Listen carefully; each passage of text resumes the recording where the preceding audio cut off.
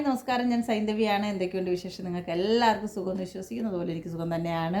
അപ്പോൾ ഞാനിന്ന് പറയുന്നത് നമ്മളുടെ ഒരു എന്താ പറയുക, അഞ്ച് കൊടുത്ത് 10 മേടിക്കാമെന്ന് പറയുന്ന രീതി ഉണ്ടല്ലോ, അതായത് പലിശയ്ക്ക് കൊടുപ്പിനെ കുറിച്ചാണ് ഇന്ന് നിങ്ങളോട് ഷെയർ ചെയ്യാതിരിക്കുന്നത്. നിങ്ങളെല്ലാവരും കണ്ട് നമ്മുടെ കേരളത്തിൽ ചുറ്റും പറ്റിക്കപ്പെടുന്ന കുറേ പാവപ്പെട്ട മനുഷ്യരുണ്ട്. സ്കൂട്ടറിൻ്റെ പേരും പറഞ്ഞ് 10,000 രൂപ സ്കൂട്ടറിന് കൊടുത്തിട്ട് സ്കൂട്ടർ ചില ആൾക്കാർക്ക് കിട്ടിയിട്ടുണ്ട് കേട്ടോ. അങ്ങനെ കോടികൾ പറ്റിച്ചാണ് ആ മഹാൻ ഈ ഇന്ത്യ വിട്ട് പുറത്ത് പോയത്. അതുപോലെ തന്നെയാണ് സൂപ്പർ മാർക്കറ്റിൻ്റെ കാര്യം പറഞ്ഞൊരു ഹസ്ബൻഡും വൈഫും ഇതേ കണക്ക് പറ്റിച്ചിട്ടാണ് അവരും ഇന്ത്യ വിട്ട് പുറത്ത് പോയത്.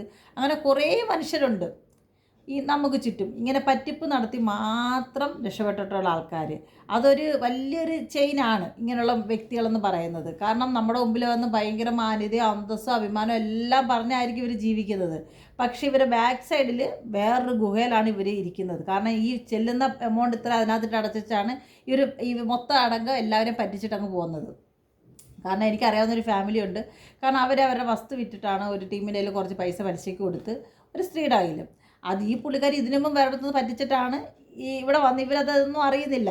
ഇവരെ എവിടെയോ വെച്ച് യാദൃശ്യമായി കണ്ട് പരിചയപ്പെട്ട് ഇവരെ അങ്ങ് എടുത്തിട്ട് കഴിഞ്ഞ് ഇവരെ പൈസ ഇവരെ കയ്യിൽ ക്യാഷ് ഉണ്ടെന്ന് അറിഞ്ഞിട്ട് പറഞ്ഞ് ഞാൻ ഇങ്ങനെ ചെയ്ത് ആദ്യം ഇവരൊരു കുറച്ചൊരു എമൗണ്ട് ചോദിച്ചിട്ട് പറഞ്ഞ് ഇത്ര എമൗണ്ട് കൊടുത്ത് ഇത്ര എമൗണ്ട് തിരിച്ചു തരാം, മനുഷ്യരല്ലേ പൈസ ഇരിക്കുന്നുണ്ടായി ആർത്തി കൂടുമല്ലോ എന്ന് വെച്ചിട്ടില്ലെങ്കിൽ ഒരു കാര്യം സാധിക്കാതെ വെച്ച് വിത്തുകൾ എന്ത് ചെയ്ത് ഇവരെ കയ്യിലിരുന്ന പൈസ മൊത്തം എടുത്ത് ഈ പുള്ളിക്കാരുടെ പേഴ്സിലോട്ട് വെച്ച് കൊടുത്തിട്ട് നിങ്ങളിത് കൊണ്ടുപോയി കൊടുത്തിട്ട് ഞങ്ങൾക്ക് മാസം തോറും ഒരു 30,000 40,000 പലിശ തന്നാൽ മതി എന്ന് പറഞ്ഞ് കൊടുത്തിട്ട് അവസാനം എന്ത് ചെയ്ത് ഇവരൊരു 1 ഇയർ 2 ഇയർ ഇവർക്ക് ഈ 40,000 രൂപ വെച്ചിട്ട് കാരണം ആദ്യം ചിലപ്പോൾ 2 ലക്ഷം മേടിക്കും, 2 ലക്ഷത്തിന് 15,000 30,000 രൂപ തിരിച്ചു കൊടുക്കും. പിന്നെ അത് ആ 2 ലക്ഷം 30 തിരിച്ചു കൊടുത്ത ശേഷം പിന്നെ അടുത്ത പൈസ മേടിക്കും. അങ്ങനെ മേടിച്ച് ഒരു 2.5 വർഷം പുള്ളിക്കാരി ഇങ്ങനെ അങ്ങ് അവരെ പറ്റിച്ചു കഴിഞ്ഞപ്പോൾ ഈ പുള്ളിക്കാരിക്ക് പൊതുവേ ഇങ്ങനെ ഒരു പറ്റിപ്പ് ശീലവും കാര്യങ്ങളൊക്കെ ഉള്ളതാണ്. അങ്ങനെ അവസാനം എന്ത് ചെയ്ത് പൈസ കൊടുക്കാതായ പിന്നെ കേസായി വഴക്കായി. അങ്ങനെ ഈ കേസിലൂടെയൊക്കെയാണ് ഇപ്പോൾ ആ പൈസ മേടിച്ചത്. പിന്നെ പോലീസ് സ്റ്റേഷനിൽ ഒരിക്കലും നമുക്ക് പലിശയുടെ കാര്യം പറഞ്ഞ് ചെന്ന് കയറാൻ പറ്റത്തില്ല. കാരണം ഒരിക്കലും ഈ പണത്തിൻ്റെ ഇടപാട് പോലീസ് സ്റ്റേഷനിൽ ഇപ്പം നിരോധിച്ചിരിക്കുകയാണ്. അത് നമ്മൾ പുറത്ത് തന്നെ സെറ്റിലാക്കാൻ പറയും, ഇല്ലെങ്കിൽ കോടതി പോകാൻ പറയും. പോലീസുകാർ അങ്ങനെ പറഞ്ഞ് കൈ ഒഴിയും. അങ്ങനെ ഈ പറ്റിപ്പിൻ്റെ പുറത്ത് ഈ ഏറ്റവും കൂടുതൽ ഇപ്പോൾ കേരളത്തിൽ പറ്റിപ്പ് നടക്കുന്നത് ഇങ്ങനൊരു അവസ്ഥ. ഈ മണിങ്ങളുടെ കാര്യങ്ങൾ പറഞ്ഞ് പോലീസ് സ്റ്റേഷനിൽ ചെന്ന് ഒരാളുടെ പേര് കേസ് കൊടുക്കാൻ പറ്റത്തില്ല. അതും പലിശയുടെ കാര്യം പറയും. കേസ് കൊടുത്താൽ അത് നടപ്പല്ല. ഒരു നിങ്ങൾ കോടതി പോയിട്ട് എന്താ വെച്ചാൽ തീരുമാനിക്കാൻ പറയും. ഞങ്ങളുമായിട്ടത് ചെയ്യാൻ പറ്റത്തില്ല എന്നുള്ള രീതിയിൽ പോലീസുകാർ പറയും. പിന്നെ അതുപോലെ എനിക്കറിയാതെ വേറെ 2 ആണുങ്ങൾ കൂടി പണി കെട്ടിയിട്ടുണ്ട്. അത് അവർ വേറെ സ്ഥലത്താണ്. ഇതേ കണക്ക് പൈസ കൊടുത്തിട്ട് അവർക്കും ഇതേ കണക്ക് ലക്ഷങ്ങൾ പോയി. ഇപ്പോൾ വീട്ടിൽ ചൊറിയും കുത്തിയിരിക്കുന്ന വേറെ 2-3 ആണുങ്ങളും കൂടെ എൻ്റെ നിലവിൽ എനിക്കറിയാം.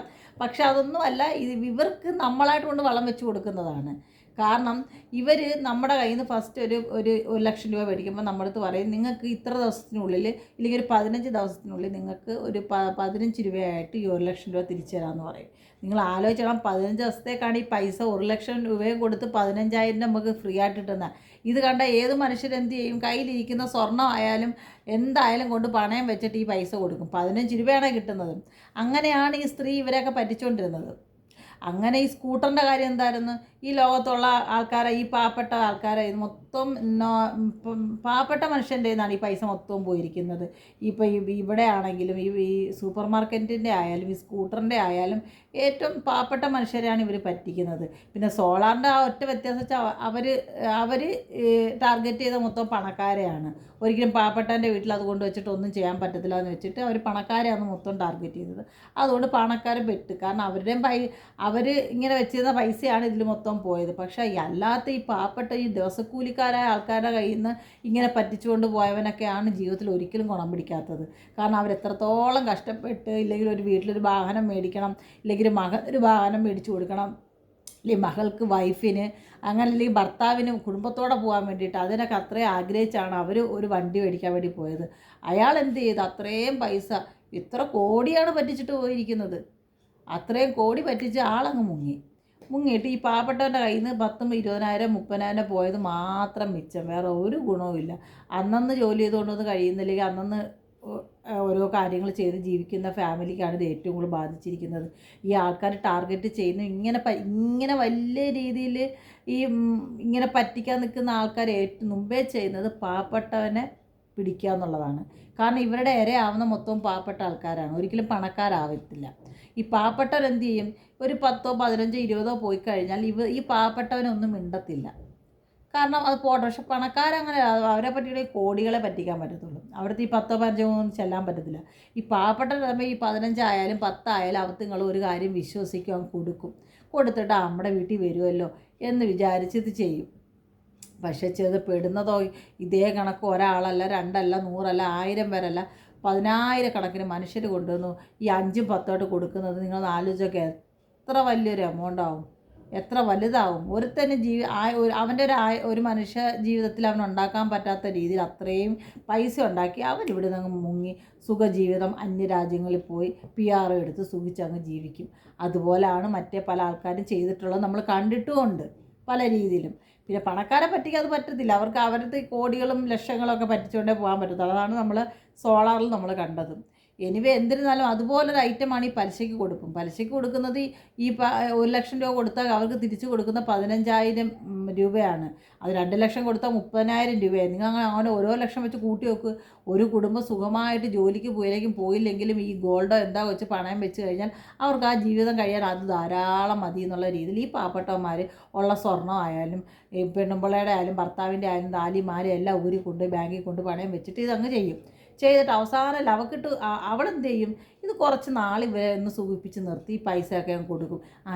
ഞാൻ നിങ്ങൾക്ക് ഇത്രയും തന്നു, അല്ലെങ്കിൽ ഞാൻ ഇത്രയും നിങ്ങൾക്ക് ആൾക്കാരിൽ നിന്ന് മേടിച്ച് തന്നു എന്ന് പറഞ്ഞാൽ അവൾ വലിയ അങ്ങ് കുബേര ദേവിയായിട്ട് ഇവരെ മുമ്പിൽ അങ്ങ് പ്രതീക്ഷപ്പെട്ട് പൈസ കൊണ്ട് ഇവർ കൊടുത്തിട്ട് അവസാനം ഇവളെന്ത് ചെയ്യും? ഈ കുബേര ദേവി ഒരു ദിവസം ഇതെല്ലാം പറ്റിച്ചെടുത്തോണ്ട് മുങ്ങിയിട്ട് പറയില്ലെങ്കിൽ വേറെ ഏതെങ്കിലും ആൾക്കാരെ തലയിൽ അങ്ങ് ചുമത്തും. അയ്യോ ഞാൻ ഇത്ര പൈസ കൊണ്ട് ഇന്നൊരു സ്പെൻഡ് ചെയ്തു, അത് ഇങ്ങനെ ആയിപ്പോയി, അങ്ങനെ ആയിപ്പോയി. ഇവർക്കൊക്കെ വ്യക്തമായിട്ട് അറിയാം ഇവരെ പേർക്ക് കേസെടുക്കാനോ ഇല്ലെങ്കിൽ ഒരു സംസാരിക്കാനോ പറ്റത്തില്ല എന്ന് ഈ വ്യക്തികൾക്ക് നല്ല വൃത്തിയായിട്ട് അറിഞ്ഞുകൊണ്ടാണ് ഇവർ വന്ന് ഈ സാധാരണമായ മനുഷ്യരെ പറ്റിച്ച് ഇങ്ങനെ ജീവിക്കുന്നത്. പക്ഷെ അതൊക്കെ ഒരു വലിയൊരു നിയമമായിട്ട് നമ്മുടെ നാട്ടിൽ റൂള് വന്നു കഴിഞ്ഞാൽ ഈ സാധാരണപ്പെട്ട ആൾക്കാരെ പറ്റിക്കുന്ന എല്ലാ രീതികളും അങ്ങ് മാറും. ഉറപ്പായിട്ടും 100% പറയാം. പക്ഷേ ഒരിക്കലും ഇതിനൊന്നൊരു നല്ലൊരു നിയമം നമ്മുടെ കേരളത്തിൽ ഇല്ലെങ്കിൽ ഇന്ത്യയിലില്ല. പറ്റിപ്പ് തന്നെയാണ്. അതുപോലെ തന്നെയാണ് ഞാൻ നിങ്ങളുടെ അടുത്ത് പറയാം.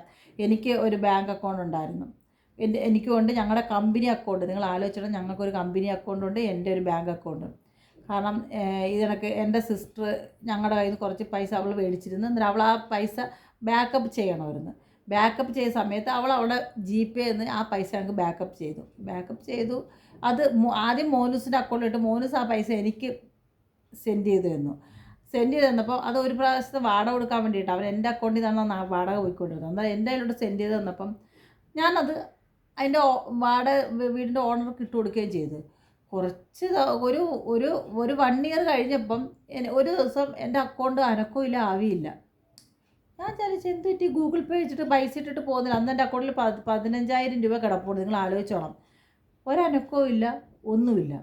പിന്നെ ഞാൻ ഫുഡ് ഓർഡർ ചെയ്യാൻ വേണ്ടിയിട്ടും സ്റ്റക്ക് ഇത് ഞാൻ ചെന്ന് ഗൂഗിൾ പേക്ക് എന്തെങ്കിലും പറ്റിയതാണോ എന്നിങ്ങനെ ആലോചിച്ചു. മനസ്സിലായില്ല. അന്നേരം പിന്നെ മോനൂസ് പറഞ്ഞു ഇതിനൊക്കെ എൻ്റെ ഗൂഗിൾ പേ അങ്ങനെ നിൽക്കാമെന്ന് പറഞ്ഞു.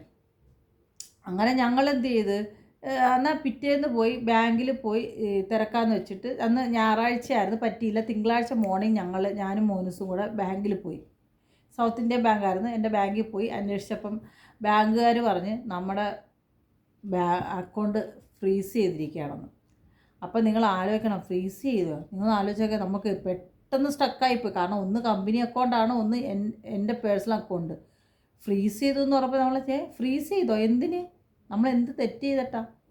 അപ്പോഴാണ് നമ്മൾ അറിയുന്നത് എൻ്റെ സിസ്റ്റർ പൈസ ഇട്ട് തന്ന പൈസ ഉണ്ടല്ലോ, അത് വേറെ ഏതോ ഒരു അക്കൗണ്ടിൽ നിന്ന് വന്ന പൈസയാണ് പുള്ളിക്കാർ ഞങ്ങൾക്ക് ഇട്ട് തന്നത്.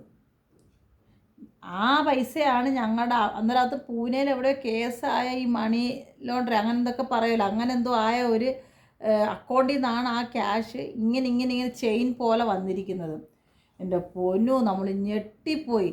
നമ്മുടെ പൈസ നമ്മൾ അങ്ങോട്ട് കൊടുത്തിട്ട് അത് ബാക്കപ്പ് മേടിച്ചത് നമുക്ക് പണിയായി. ഒന്ന് ആലോചിച്ചൊക്കെ. ബാങ്കുകാർ ഞാൻ ചോദിച്ചാൽ ഇത് ഞങ്ങൾ അറിഞ്ഞ കേസ് പോലും അല്ല, ഞങ്ങൾക്ക് അറിയില്ല ഇത്. കാരണം അവർ പറയുന്നത് നിങ്ങൾ അറിഞ്ഞാലും അറിഞ്ഞില്ലെങ്കിൽ അവരെ കൊണ്ട് ഇതൊന്നും ചെയ്യാൻ പറ്റത്തില്ല. കാരണം എപ്പോൾ ഇത്രയും വലിയൊരു എമൗണ്ട് ആ ബാങ്കിൽ അല്ലെങ്കിൽ ആ എടുത്ത ആ കേസായ ആ അക്കൗണ്ടിൽ വീഴുന്നു, ആ ടൈം മാത്രമേ നമ്മുടെ ഫ്രീസിങ് എല്ലാം മാറുകയുള്ളൂ. അതിന് മാറിയാൽ മാറിയില്ലെങ്കിൽ അങ്ങനെ എൻ്റെ അക്കൗണ്ടിൻ്റെ കാര്യത്തിൽ ഒരു തീരുമാനം അന്നായതാണ്. അത് ഇപ്പോൾ ഒരു മാക്സിമം ഒരു വർഷമാകാൻ പോകുന്നു.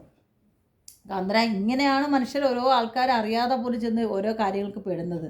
ഞങ്ങളുടെ കമ്പനി അക്കൗണ്ടാണ് ഫ്രീസായി പോയത്. ഇത് ആലോചിച്ചാൽ ഞങ്ങളുടെ കമ്പനി അക്കൗണ്ട് ഒരു തെറ്റും ചെയ്യാത്ത ഞങ്ങളുടെ കമ്പനി അക്കൗണ്ട് വരെ ഫ്രീസായിപ്പോയി. അന്നേരം അങ്ങനെ കുറേ മനുഷ്യർ ഇന്ന് ഈ സമൂഹത്തിൽ ജീവിക്കുന്നുണ്ട്. എങ്ങനെ വേറുള്ളവരെ എങ്ങനെ പറ്റിക്കണം അല്ലെങ്കിൽ പെടുത്തിക്കും എന്ന് ആലോചിച്ച് ജീവിക്കുന്ന കുറേ മനുഷ്യരുണ്ട്. എല്ലാവർക്കും വാല്യുബിൾ മണിയാണ്. ആ മണി എങ്ങനെ ഉണ്ടാക്കണം, ഇല്ലെങ്കിൽ എങ്ങനെ മണി പെരുപ്പിക്കാം എന്നുള്ള ചിന്തയിലാണ് ഓരോ മനുഷ്യരും ഇത് പലിശ കൊടുത്ത് ഇങ്ങനെ ജീവിക്കുന്നത്. പക്ഷെ അത് ഭയങ്കര റോങ് ആണ്. കാരണം ഭയങ്കര വെച്ചാൽ ഈ കൊടുക്കുന്ന പൈസ അവർക്ക് ഇപ്പം ഞാൻ പറയാം, ഇപ്പം ഞാനിപ്പോൾ ഒരാളെ നിന്ന് പലിശയ്ക്ക് എനിക്ക് കൊടുക്കാറുണ്ട്. അയാൾ എന്നോട് പറയാണ്, മേഡത്തിന് ഞാൻ മാസം 20,000 രൂപ വെച്ച് തരാം. മേഡം 1,00,000 രൂപ എനിക്ക് തരുവാണെങ്കിൽ 20,000 രൂപ വെച്ച് മേഡത്തിന് മാസം ഞാൻ തരാം. എൻ്റെ 15 ദിവസം കൂടിക്ക് 20,000 രൂപ തരുമെന്ന് പറഞ്ഞാൽ എൻ്റെ കണ്ണും അങ്ങ് മഞ്ഞളിക്കും. അയ്യോ 20,000 രൂപയെന്ന് വെച്ചാൽ എന്താ നിസ്സാര പൈസയാണോ? അപ്പം കണക്കൂട്ടി ഇന്നത് പഠിക്കുക 20,000 രൂപ കിട്ടുമോ 1,00,000 രൂപ കൊടുത്താലും. അപ്പം എന്ത് ചെയ്യും, എൻ്റെ കയ്യിലിരിക്കുന്ന ബാക്കി സാധനവും കൂടെ ഞാൻ കൊണ്ടുവന്ന് പണയം വെക്കുകയോ എന്തെങ്കിലും ചെയ്തിട്ട് ഞാൻ കൊടുത്തിട്ട് അവസാനം ഈ വ്യക്തി ഒരു മാക്സിമം ഒരു 1 ഇയർ എനിക്ക് ഭയങ്കര ക്ലീനായിട്ട് തരും. അത് കഴിഞ്ഞാൽ പിന്നെ പിന്നെ ആ പൈസയ്ക്ക് നമ്മൾ മേപ്പോട്ട് കീഴോട്ട് നോക്കിയിരിക്കണം. പിന്നെ അത് കിട്ടത്തില്ല. അത് ഞാൻ 2-3 അനുഭവം കണ്ടത് കൊണ്ടാണ് പറഞ്ഞത് കേട്ടോ. സീരിയസ്ലി പറയാം. അങ്ങനെ ചില മനുഷ്യർ ഇന്ന് സമൂഹത്തിലുണ്ട്. അതുകൊണ്ട് ഈ പലിശയ്ക്ക് കൊടുപ്പ്, ഈ പലിശയ്ക്ക് കൊടുത്ത് ആ പൈസ മേടിച്ച് തന്നാൽ കൂടെ നിന്നാൽ നമുക്ക് ജീവിക്കാൻ പറ്റത്തില്ല. നമ്മൾ ഭയങ്കര ദുരന്തത്തിലേക്ക് ചെന്ന് നമ്മൾ പോലും അറിയാതെ കഷ്ടപ്പെടും. അതൊക്കെ എപ്പോഴും ആലോചിക്കുക. പലിശയ്ക്ക് കൊടുക്കുന്നവർ ബാങ്കിൽ നിസ്സാര പൈസ എന്തേ ഉള്ളൂ. അതുകൊണ്ട് ജീവിക്കുന്നവർ ജീവിക്കട്ടെ. ഇല്ലെങ്കിൽ നിങ്ങളുടെ പൈസ നിങ്ങളുടെ കയ്യിൽ തന്നെ ഇരുന്നോട്ടെ. നിങ്ങൾക്ക് അതുകൊണ്ട് സുഖമായിട്ട് ജീവിക്കാവുന്നതേ ഉള്ളൂ. സന്തോഷം അല്ല, പൈസ എടുക്കാൻ ഒരിക്കലും നിൽക്കരുത്. ഈ പലിശയ്ക്ക് കൊടുത്ത് ഒരിക്കലും നിൽക്കരുത്. അത് നമ്മൾ ചെയ്യുന്ന മണ്ടത്തരമാണ്. ഏറ്റവും കൂടുതൽ ഇങ്ങനെയുള്ള കാര്യങ്ങൾക്ക് ഇന്നും പറ്റിക്കപ്പെട്ടുകൊണ്ടിരിക്കുന്നത് സാധാരണ മനുഷ്യർ തന്നെയാണ്. അല്ലാതെ വേറെയുള്ള ആൾക്കാർ ഇതിൽ ചെന്ന് പെടത്തില്ല. ഈ സാധാരണ ആൾക്കാർ തന്നെ ഈ പൈസയെന്ന് പറയുമ്പോൾ അയ്യോ ഇത് ഇരട്ടി ആവുകയാണല്ലോ, നമ്മുടെ ഇന്ന കാര്യങ്ങളൊക്കെ നടക്കുമല്ലോ എന്ന് വെച്ച് വിത്തും കളങ്ങ് സ്വപ്നം കണ്ട് കനവ് കണ്ടുള്ള എല്ലാം എടുത്താൽ കൊടുത്ത് നീട്ടിപ്പിടിച്ച് കട തപ്പോ നടിച്ചൊരു വീഴ്ച. അങ്ങനെ ചില ആൾക്കാർ വീണത് എനിക്ക് അറിയാത്തത് കൊണ്ടാണ് ഞാൻ ഇന്ന് ഈ ഒരു വീഡിയോ ചെയ്യുക. അതുകൊണ്ട് ദൈവത്തെ ഓർത്ത് പറയുകയാണ് എൻ്റെ സഹോദരങ്ങളെ അല്ലെങ്കിൽ സുഹൃത്തുക്കളെ, ഒരിക്കലും ഈ പലിശയ്ക്ക് കൊടുത്ത് പൈസ മേടിച്ച് തിന്നാൻ നിൽക്കരുത്. നിന്നാൽ പോലും അത് ദഹിക്കുന്നതിനും നമുക്ക് പണി കിട്ടും. ഇല്ലെങ്കിൽ നമ്മുടെ പൈസ അങ്ങനെ കൊടുത്തെങ്കിൽ ആ പൈസ പോയെന്നങ്ങ് കരുതിയാൽ മതി. ഞാൻ ഒരിക്കൽ പറഞ്ഞില്ലേ, ഒരാൾ വന്ന് എൻ്റെ അടുത്ത് നിന്ന് പണ്ട് ഇങ്ങനെ പൈസ മേടിച്ചുകൊണ്ട് പോയിട്ട് എനിക്ക് തന്നിട്ടില്ല. 1,00,000 രൂപ പോയത്. പലിശ കുറച്ച് തരാൻ ചേച്ചി, തുച്ഛമായ കാര്യം ചേച്ചിക്ക് മാസം ഇട്ട് തരാൻ പറഞ്ഞ് മേടിച്ചുകൊണ്ട് പോയത്. അതെനിക്കൊരു അനുഭവം ഉള്ളതാണ്. 1,00,000 രൂപ പോയതിൽ അന്നത്തെ സമയത്ത്. അതിനുശേഷം ഞാൻ 10 പൈസ എടുത്ത് ഞാൻ ഒരു കാര്യത്തിനും ചെയ്യില്ല. എനിക്ക് പേടിയാണ്. കാരണം വേറെ ഒന്നും കൊണ്ടല്ല, എന്തിനാണ് അങ്ങനെ നമ്മുടെ കയ്യിലിരിക്കുന്ന പൈസ കൊടുത്ത് അതിനെ പ്രസവിപ്പിച്ചിട്ട് നമുക്ക് എന്ത് ചെയ്യാനാണ്? ഒന്നും ചെയ്യാൻ പറ്റത്തില്ല. കാരണം അത് ഇന്നില്ലെങ്കിൽ നാളെ ആ പൈസ മൊത്തം പോകുന്ന 100% ഉറപ്പാണ്, എഴുതി തരാം. സീരിയസ്ലി പറയാം. അപ്പം എല്ലാവരും അതൊന്ന് ചിന്തിക്കുക. ഈ പലിശയ്ക്ക് കൊടുത്ത് ജീവിക്കാതിരിക്കുക. ഉള്ള പൈസ നിങ്ങൾക്ക് ഒരാളെ ഹെൽപ്പ് ചെയ്യാൻ പറ്റുമെങ്കിൽ അങ്ങനെ ഹെൽപ്പ് ചെയ്യും. പക്ഷെ അവരെ അത് റിട്ടേൺ പലിശയ്ക്ക് മേടിക്കാന്നുള്ള രീതിയിൽ ഹെൽപ്പ് ചെയ്യരുത്. അത് നിങ്ങൾക്ക് തന്നെ തരുന്ന ഒരു വലിയൊരു ആപ്പായിരിക്കും അത്. സീരിയസ്ലി പറയാം. അപ്പോൾ എനിക്ക് ഇത്രയാണ് കേസ് പറയാനുള്ളത്. അടുത്തൊരു വീഡിയോ ആയിട്ട് നാളെ വീണ്ടും വരാം. അതെനിക്ക് എല്ലാവരും സന്തോഷം സമാധാനത്തിലേക്ക്. Okay, bye bye, Tata.